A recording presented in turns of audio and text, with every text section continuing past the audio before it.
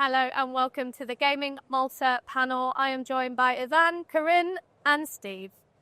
So let's set the scene here. When you compare the early days of iGaming in Malta to today's industry, what would you say are the biggest differences?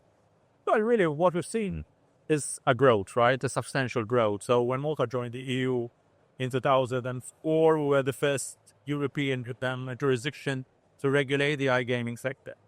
And what happens since then is the industry accounts for about 7% of our GVA, 14,000 employees. So the growth has been substantial. Most of the iGaming operators are on the island. And I think what the major change is, rather than growth, is the operators consolidating their presence on the islands. And also looking at organic growth through acquisitions and mergers, etc. And, we're seeing some interesting business also coming, from the UK.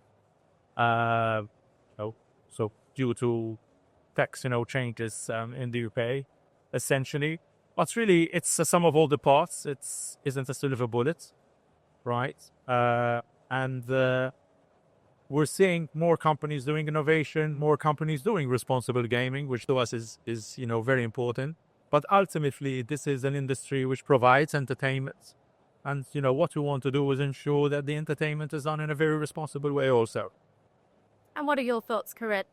I mean, much of the same. I think we have to look at sort of the before and after, what it looks like now versus to what it looks like then. I would say the biggest difference is the profile of the operators that is on the island. I would say in the beginning, obviously, because the gaming industry was in the very early stages, back in 2004, 2006, 8, 10. I think you had a lot of sort of startups, B2Cs starting to get into the industry, backed up by something which actually the Maltese regulator identified very, very early on, which is that, platforms are also, a big thing to look out for. And, the MGA, the LGA at the time was actually handing out licenses to business providers as well, to platform providers as well. Nowadays, you do see this move towards technology, of course, because there are a number of there's such a good ecosystem built up in Malta based on what Ivan just said. That there's a surge of the need of technology to set itself up in Malta because of that ecosystem that has been created. And what about you, Steve? Well, I think when over 20 years ago, when it first started, it was a series of entrepreneurs that were rather fragmented in their approach. But what you've seen over those 20 years is exponential growth. And what you have now is a very sophisticated ecosystem, both in the technology and labour markets. And, I don't think any other jurisdiction in the world has quite got what Malta's got to offer in that respect. It's been a really fast and interesting journey. And I think it's worth noting as well that we used to talk of an array of jurisdictions, whether that was the whitelist territories or the Caribbean ones. Malta is one of the very few that feels it has stayed a key industry hub. So what did the island get right? What do you think, in your view? I think undoubtedly is, first of all, there always has been cross-political support on the island from government, right?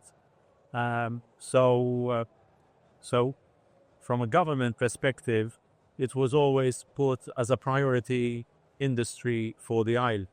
I happen to chair the iGB council for government, right, on that board. And on the board, I've got the Minister of the Economy with me. And now when the operators meet across that table, we're giving them, I would say, a first-hand approach at the policymaker, which not many jurisdictions do that, right? So that's extremely, extremely important. We give, for example, things like visas and residence agency and, residency processes, etc. We have, as Gaming Malta, a relationship manager based within that agency, to specifically help, the iGaming companies to go over any hurdles, around that. So it's been a real support and embracing all that. Coming to today, where the government has launched its Vision 2050, and gaming is embedded within that vision. So it's no fluffy dream, but there are KPIs on that, and the KPI is basically to consolidate the industry and look at the broader church of gaming, which is video game development, esports, and immersive tech. And this been this continuous, I think what we got right is this continuous, relentless approach to ensure that the iGaming companies are not in a hub or in a center, but they're at a home. And that we understand much, of the challenges also which they face out of game. What do you think, Corinne? I think back to your question, as in why was Malta actually so successful? I think we underestimated at the time. We did not realize how groundbreaking the regulation actually was. The first regulation in Malta, which was the first you could say in the world, was so forward-looking, so technology neutral. It allowed business to grow. It actually identified concepts of regulation, which we still use today. It put them down on a piece of paper, and you still read regulations nowadays. New regulations in Europe, big jurisdictions, big states, and they're still, talking about the player protection concepts, which were set up back in 2004. So I think that was one of the best things about Malta, and how it differentiated itself actually from the Caribbean jurisdictions, which it still competes with today, of course, on very different levels. But that's I think what really singled it out. And I cannot not mention what Ivan mentioned, that's the cross-governmental support that the gaming industry has always had, because obviously our objectives, Malta's objectives to regulate gaming are very differently motivated to those that are set up in country regulations, so the country jurisdictions. I want to go, of course, Steve. I think residing in the UK, I've got a sort of interesting perspective as an outsider looking in. It's got a lot of things right. I would say that it's very hard on itself internally. It's very wary of its proposition and how it puts that about. But I think it's unique in many ways. One, sitting in Europe, but two, the fact that you've got largely politically, it's very stable in terms of its approach to the gaming market and what that means is essentially GDP. You've got a supportive government, people like Gaming Malta and Ivan, the MGA, who at least you can have a dialogue with. In contrast to the UK, trying to get sensible dialogue with any parties is extremely difficult, whereas you might not always get the answer you want with Malta, but you can at least have a dialogue and you feel as though you've been heard. I'm sure Corinne thinks this as an operator. You can approach directly with regards to that. And I think that's how they've been able to grow this established ecosystem that doesn't really exist anywhere else in the world. Was there something you wanted to add there? I think adding to that, the most important thing that we should be doing is that we don't rest on our laurels, right? There's such an ever-changing environment, from geopolitics to regulatory also. And one thing which I preach about as my mission is that we remain relentless in our approach. And I think it's very important. The minute we start getting comfortable is when we start getting issues, right? And I want to make sure that us as a jurisdiction, we continue to look at ways we could innovate, trying to understand also the marketplace, and the industry where it's going, essentially, and adapt accordingly. That would be vital to future-proof and consolidate also the industry. Now, country regulation has become the norm rather than the exception. What keeps Malta strategically relevant for operators? Well, I think all of the factors which we've already mentioned are keeping it strategically relevant, right? Because Malta has positioned itself properly. It was there from the very early stages. It has always opened dialogue with the operators. I mentioned the regulation in 2004. In 2015, we started discussing the new regulation. The second version of the regulation. It is now much more much hitching the touch points in a more sort of appropriate and reasonable way. So it is getting to the operators. It is listening. It is innovating itself. So I think that makes it very very central to the whole sort of success of Malta's story. But also there's obviously the wider aspect, right? The fact that we mentioned Gaming Malta, all the work that Gaming Malta is doing together with all the different echelons in the Maltese government to make sure that we still remain attractive as a jurisdiction, obviously within what is obviously within the power of a jurisdiction like Malta, but whatever can be done is being done. So that makes it sort of still a good recipe. I have more sort of comments about what we could expect in the future, but I'll leave my other colleagues best to. Yeah, over to you, Steve. I think it's about some of its parts. The .com market is not what it once was. But as I said before, sitting within Europe, having stability is important for operators. You rarely get any knee-jerk reactions in Malta that's discussed and decided upon after that discussion. Other jurisdictions, you frequently see knee-jerk reactions from politicians. So I think that's important. Equally, as the labour base has built up, then you're able to get cross-fertilisation with regards different industries now. So you can pull on a wider resource of people, and that skill set has moved up substantially over the last 20 years. So I think it's a number of things. It's not, you can't just look in isolation at the licensing issue. And I think just picking up, to what Steve is saying also, the talent factor is important, right? So there's this war for talent, essentially, and this is something that we need to continue to build on. We actually have, once again, probably one of the few jurisdictions where we have actually iGaming degree programs within our vocational college, right? So that would be important. And then, as we're saying, is the fertilization of other industries, which I call the convergence of technology. So you get esports, for example, and iGaming. You get video game development, and how all these combine together, because it's all working as one, essentially, and we'll keep on pushing for that. And from an operator's perspective, specifically, what does Malta get right in the dialogue between the regulator and the industry that others could learn from, do you think? Well, it's not about getting it right. It's about the fact that they simply listen. So, we, Betsson, we hold licenses in a number of jurisdictions worldwide, and Malta is one of the only ones where we can actually pick up the phone and talk to a human being and have a discussion about a new proposal, a new initiative, about something that's going wrong, something that's happening in another state that we need to address. There are a few now. I would say some of the LATAM jurisdictions are taking quite an open approach as well, which is really, really positive. There are some other regulators in Europe as well. I would say 3 or 4 off the top of my head that are ready to listen. But I think that's the main thing, that they are open to listen, and they are open to change, and they know that what's good at the moment is not going to be good in 5 years' time, and they need to keep on working at it. No, this is it. And that's why, as cliche as it sounds, the only constant is change.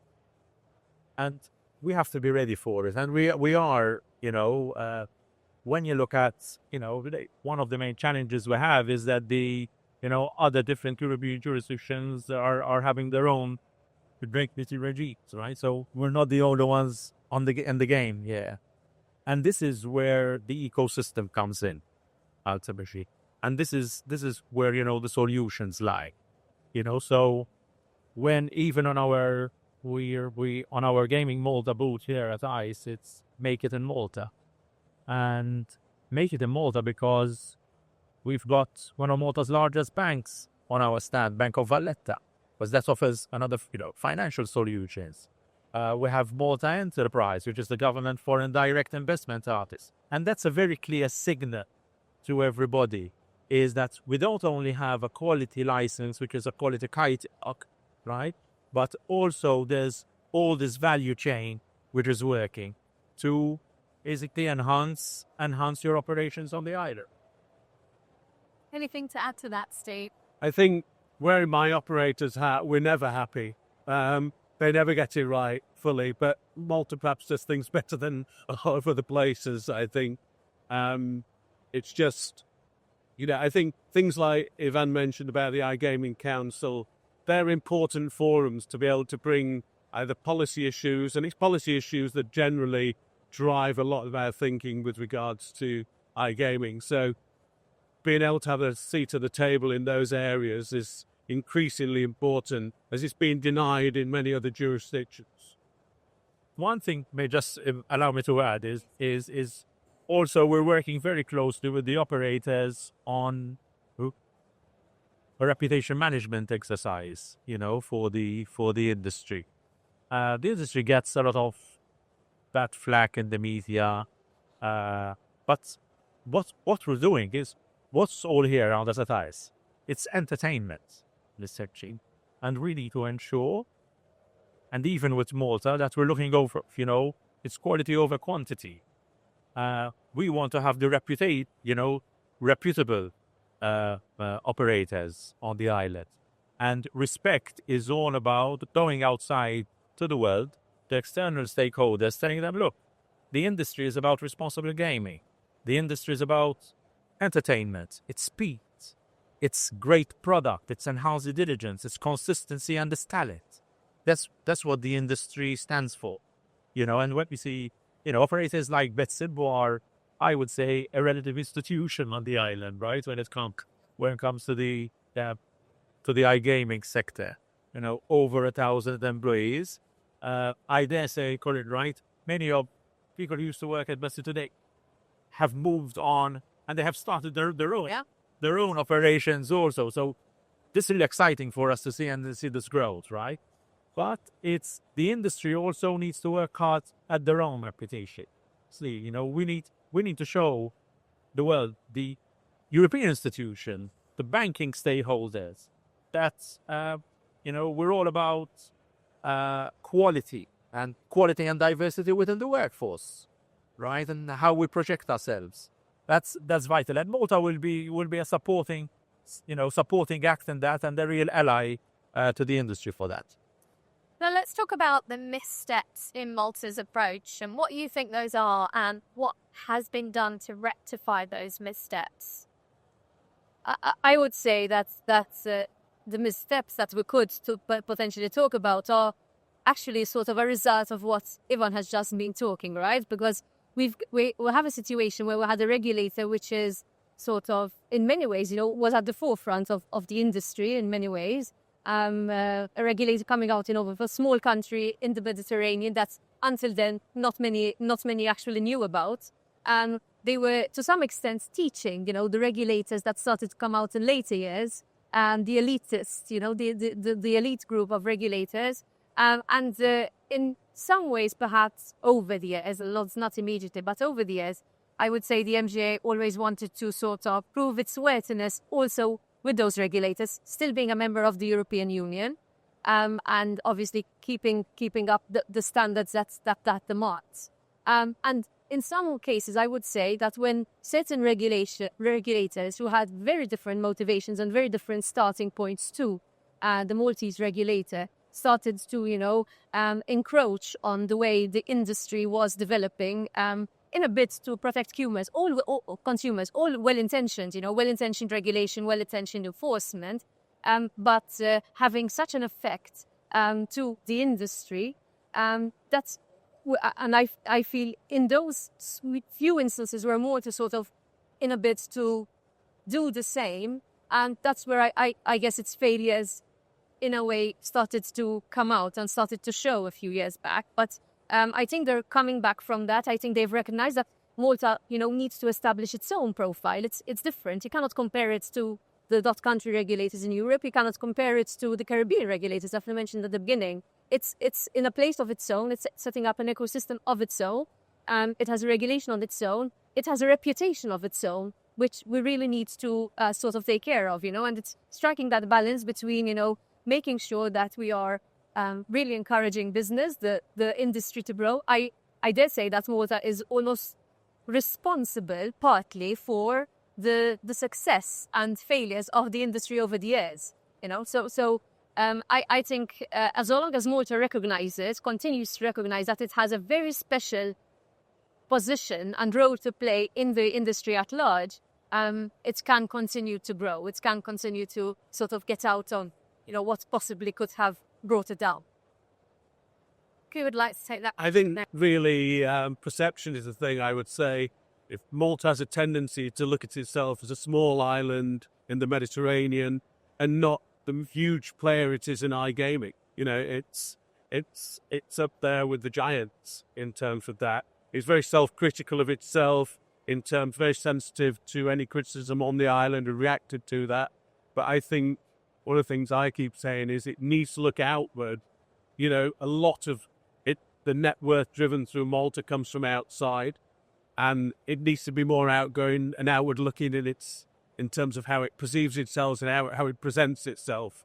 So I think whilst it's grown massively, I still think there's a greater opportunity in that respect to create this different perception of either what's believed within Malta or let more people know about the success story outside.